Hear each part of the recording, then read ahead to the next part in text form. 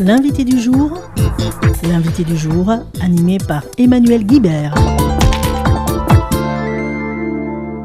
Dans le cadre du festival du livre de Villeneuve-sur-Lot qui s'appelle Villeneuve se livre, j'ai le plaisir donc de rencontrer Cécile Baudin pour son livre La Constance de la Louve. Bonjour. Oui, bonjour. Alors, est-ce que vous pouvez nous présenter votre livre ? Oui, alors il s'agit d'un roman historique à suspense, avec mystère, énigmes et enquêtes, où on suit l'enquête d'un lieutenant de louveterie dans la Lozère du début du 19e siècle. Les lieutenants de louveterie, ce sont les gens qui éradiquaient les loups dans les forêts. Et celui-ci va tomber sur la mort étrange d'un jeune étudiant en médecine, retrouvé mort de froid au pied de l'asile où il travaillait. C'est les tout débuts de la psychiatrie moderne. Et ce n'est pas un accident, donc il va enquêter dans cette Lozère rurale et mystérieuse. On est 70 ans après la bête du Gévaudan. Donc, vous êtes issu de ce coin-là ? Alors moi je suis née à Lyon, mais j'ai passé effectivement mon enfance en Lozère, dans la ville justement où se passe cette histoire, Langogne. Et c'est un département que j'aime énormément, où je suis allée en vacances quasiment toute ma vie. Et j'étais ravie donc d'écrire sur ce département, et ça a été l'occasion de retrouver les copines de collège, les profs, en dédicace, voilà, tout un pan de l'enfance. Et c'est votre premier roman ? C'est le deuxième, paru aux éditions Presse de la Cité. C'est mon deuxième roman, voilà. Alors c'est à la fois policier et un peu psychologique là sur cet étudiant, on se demande qui il est. Alors c'est un roman historique puisqu'effectivement il se passe au début du 19e et qu'il s'ancre vraiment dans certains faits historiques vrais que je ne peux pas dévoiler. C'est également un roman d'aventure et de suspense, c'est une sorte de polar puisque notre lieutenant va mener l'enquête aidé par deux femmes perspicaces, une infirmière et une jeune bonne.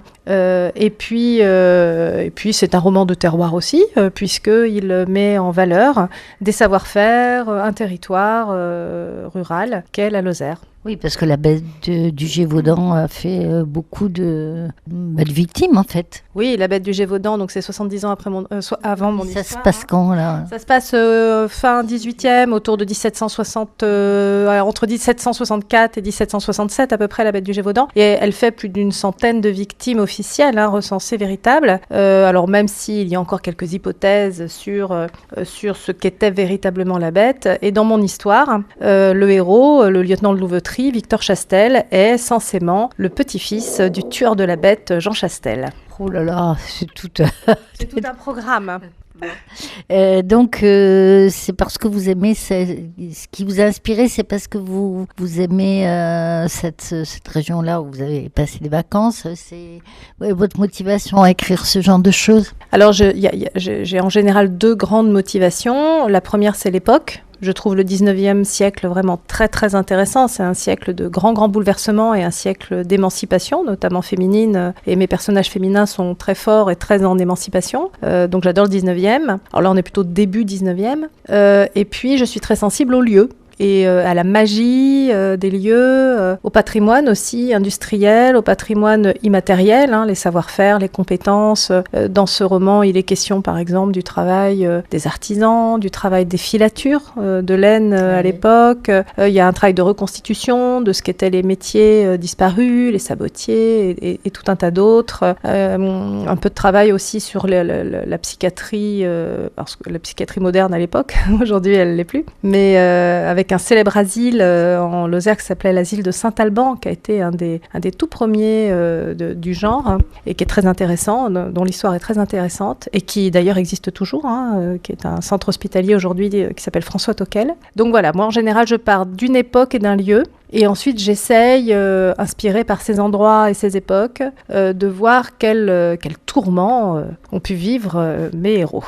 Et vous pouvez me dire quelque chose de votre parcours, d'abord de formation initiale, et puis après dans votre parcours de vie qui vous a amené à écrire un deuxième roman. Alors moi j'ai un parcours très atypique. Je suis de formation scientifique à l'origine, parce que j'étais fascinée par les sciences en général, les sciences naturelles. Et ensuite j'ai fait une carrière dans l'industrie principalement. J'étais DRH dans le transport, le BTP, à mon compte, dans les ressources humaines et le droit social. Et je me suis mise à l'écriture à l'aube de la cinquantaine. Voilà, poussée par mon époux, qui me voyait écrire pour le plaisir et qui m'a dit « Mais vas-y, les enfants sont grands, lance-toi !» Et j'ai donc envoyé mon manuscrit par la poste. à 2-3 maisons d'édition, dont les Presses de la Cité, qui m'ont rappelé 3 semaines après, figurez-vous. Donc comme dans les films, ça s'est passé. Voilà, parce qu'en général, quand on fait ça à quel d'auteur, ça nous coûte un peu cher quand on n'est pas connu. En tout cas, dans ce monde-là, vous n'avez pas eu de problème. Bah écoutez, moi j'ai eu du bol. Voilà, j'ai eu du bol. Ça s'est passé assez vite. Je suis tombée en plus sur une équipe hyper sympa aux presses, très confiante et qui m'a vraiment mis le pied à l'étrier dans ce secteur que je ne connais absolument pas, hein, que je découvre depuis 2 ans et où je m'épanouis dans une nouvelle carrière, voilà, dans une nouvelle période de vie.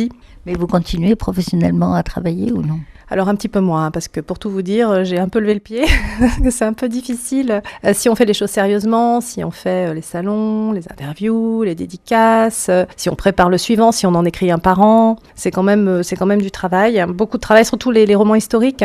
Ça nécessite quand même une préparation qui est très, très, très importante, très lourde. Je vais sur place, je vais aux archives, je rencontre des gens, enfin voilà, c'est quand même un gros travail. C'est difficile d'avoir un travail à temps complet à côté, donc j'avoue qu'il est un peu moins à temps complet, oui. Et vous mettez combien de temps là ? Vous avez mis combien de temps, puisque vous travaillez quand même à côté, pour écrire ce genre de livre, puisque donc c'est tout un travail de, faut pas dire n'importe quoi sur le plan historique, géographique, tout ce que...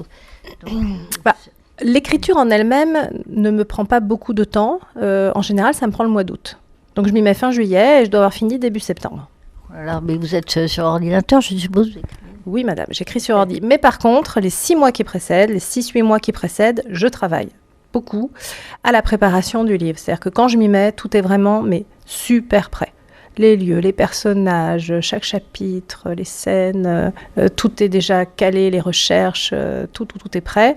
Et c'est du travail de scientifique quand même. Alors, la manière dont je m'y prends moi, oui, absolument, parce que c'est ma nature et ma formation. Et je fais plus un travail presque d'ingénierie dans la préparation, effectivement, alors que d'autres ont une démarche beaucoup plus artistique et créatrice. Moi, bien que ce soit de la création, j'avoue que je m'organise de manière effectivement un peu méthodique, mais c'est ma nature, c'est mon efficacité à moi, et c'est ce qui me permet effectivement d'arriver à tout faire, c'est d'écrire sur une période assez concentrée. Vous avez un grand espace chez vous, un atelier de travail ? Mon mari râle parce que j'ai privatisé la chambre d'amis pour en faire mon bureau avec des tas de bouquins, des tas d'archives, du bazar partout, des papiers, des plans au mur, des photos d'époque punaisées partout. Voilà, donc j'ai totalement... j'ai un studio d'enregistrement à la maison. Donc ça râle un petit peu, bien sûr, mais c'est comme ça. Voilà. Donc j'ai mon espace où je m'enferme, où je suis bien et où je pars dans d'autres époques. C'est très dépaysant. Et puis, à titre personnel, c'est très intéressant parce que je passe du temps à apprendre énormément sur des sujets qu'on n'étudie pas nécessairement à l'école et que j'ai pas eu l'occasion aussi d'étudier dans ma carrière professionnelle. Donc, c'est aussi moi que je nourris avant de le restituer sous forme romancée et romanesque. Mais c'est avant tout moi à qui je fais plaisir. Et votre premier roman ? C'est un roman aussi ou... Oui. Mon premier roman s'appelle toujours Marque de fabrique. Il est sorti donc chez Presse en 2023, chez 10-18 en poche en 2024. Donc il est toujours disponible en brochet et en poche. Il a eu quelques prix, dont le prix du roman noir historique Polar Plus 2024. Ce qui a été aussi une grande chance et un coup de projecteur vraiment formidable grâce aux éditions 10-18. J'ai eu vraiment beaucoup de chance d'avoir cette petite reconnaissance. Merci beaucoup. Donc, je rappelle que dans le cadre de Villeneuve ce livre, donc Cécile Baudin a écrit aux presses universitaires de France, la presse de la Cité, La Constance de la Louve. Donc, si vous êtes passionné par tout ce qui se passe dans le pays le mystère, donc il y a une base historique et très très fouillée et en même temps un suspense qui ne vous laissera pas indifférent. Merci à vous. Merci à vous. C'était l'invité du jour, animé par Emmanuel Guibert.